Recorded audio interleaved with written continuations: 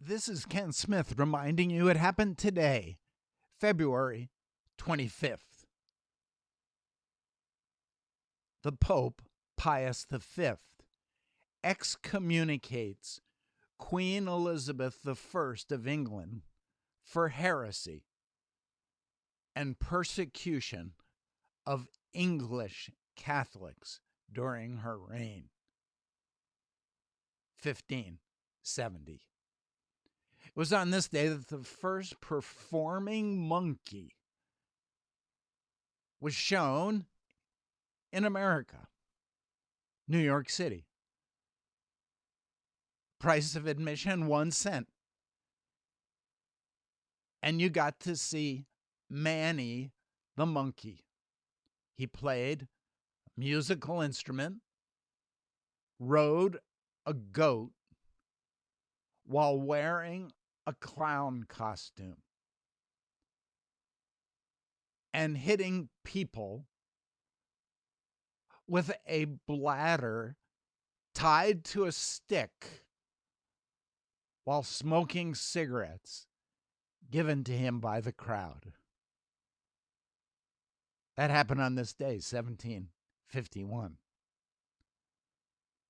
It was on this day that the first United States cabinet meeting was held by George Washington at his home in Mount Vernon, 1793. Samuel Colt patents the first multi-shot revolving cylinder revolver on this day, 1836.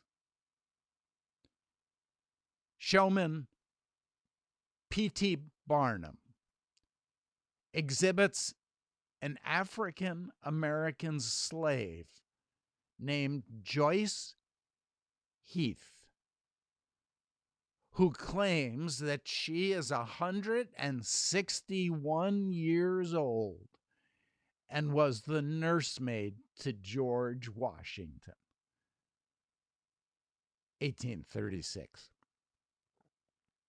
It was on this day that the first use of the insanity plea proves the innocence and the defense for a man who is accused of killing his wife's lover. That first insanity plea today, but the year was 1859.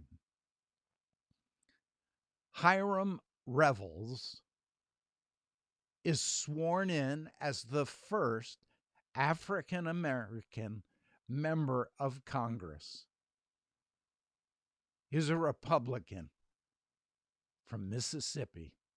The year, 1870.